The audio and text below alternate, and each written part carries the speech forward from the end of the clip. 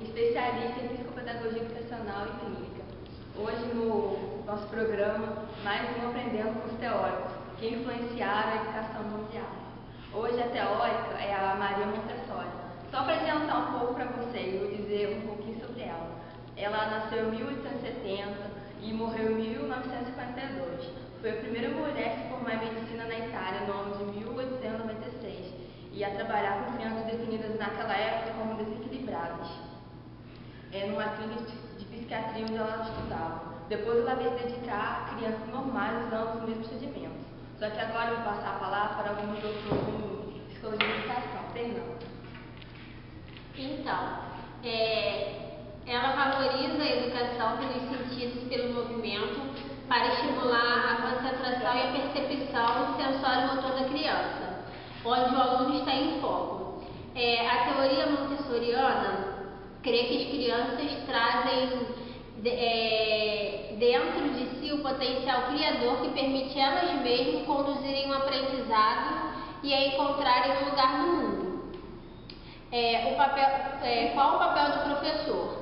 Maria Montessori foi a primeira no campo pedagógico a dar mais ênfase à autoeducação do aluno, do qual do professor como fonte de conhecimento.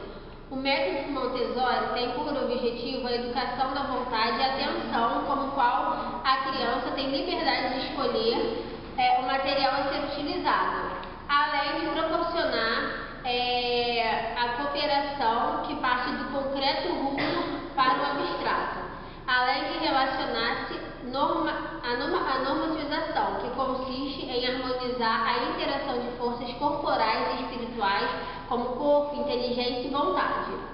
Baseia-se na observação de que os alunos aprendem melhor pela experiência direta, que eles procuram a descoberta.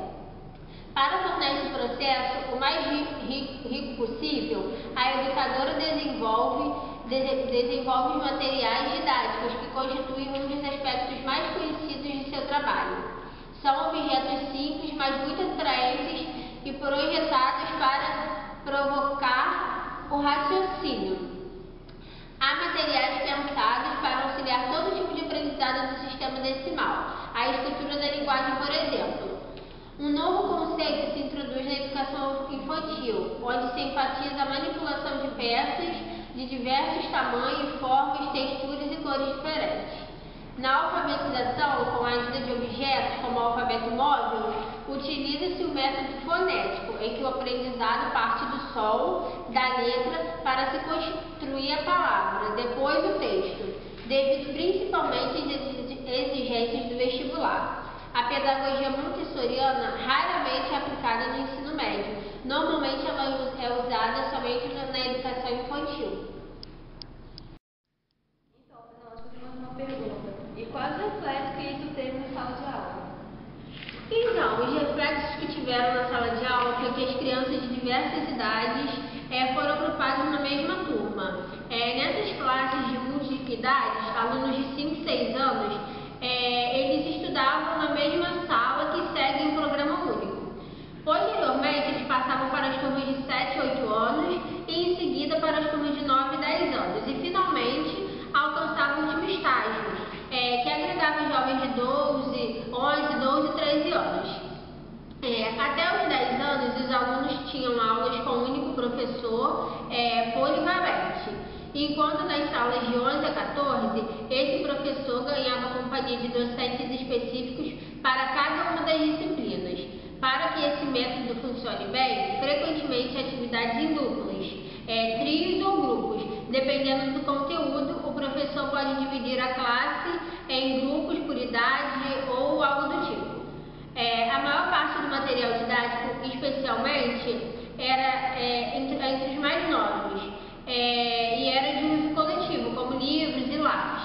A avaliação é feita para todos as tarefas.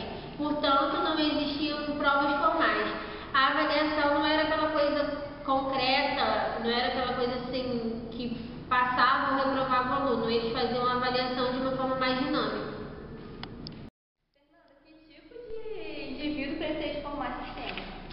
Então, o tipo de indivíduo que pretende formar individualidade, atividade e liberdade do aluno são as bases da teoria com ênfase para o conceito do individualismo, como simultaneamente sujeito e objeto do ensino. Montessori defendia uma concepção de educação que se estende além dos limites do acúmulo de informações. O objetivo da escola é a formação integral do jovem, uma educação para a vida. A filosofia e os métodos elaborados pela médica italiana procuram desenvolver o potencial criado desde a primeira infância, associando a vontade de aprender, conceito que ela considera inerente a todos os seres humanos. Bom, Fernanda, muito obrigada pela sua presença. Agora eu vou chamar outra educadora. Muito obrigada a vocês pelo convite, foi uma honra. Nada, muito obrigada. Lohana. Bom dia, Lohana. Nós estamos fazendo uma entrevista com a doutora Fernanda sobre Maria Montessori. Agora eu vou fazer uma pergunta também. Quais os princípios fundamentais do sistema montessoriano? A atividade, a individualidade e a liberdade, enfatizando os aspectos biológicos, considerando que a vida é desenvolvimento. Achava que era função da educação favorecer esse desenvolvimento.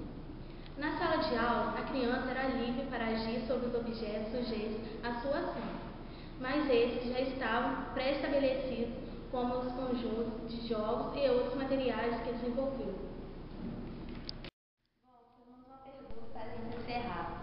O material criado por Montessori tem um papel preponderante no seu trabalho educativo, pois pressupõe a compreensão das coisas a partir delas mesmas, tendo como função estimular e desenvolver na criança um impulso interior que se manifesta no trabalho espontâneo do intelecto. Diga-me, quais são os materiais didáticos? Na verdade, são 5. Exercício para a vida cotidiana, material sensorial, material de linguagem, material de matemática e também material de ciência.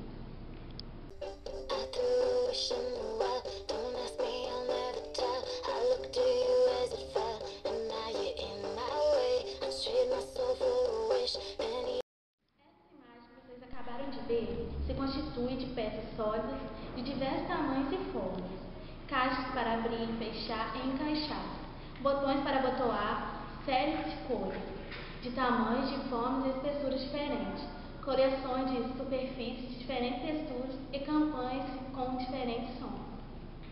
Muito obrigada, Lohana, pela sua participação. Agradeço pela colaboração de vocês de casa. Hoje, no Aprendendo com os Teóricos, espero que vocês tenham aprendido bastante. Até amanhã, gente. Tchau. Eu que agradeço a oportunidade, gente. Muito obrigada por essa honra de estar aqui e explicando mais de Maria Montessori para vocês. Muito obrigada. Tchau, gente.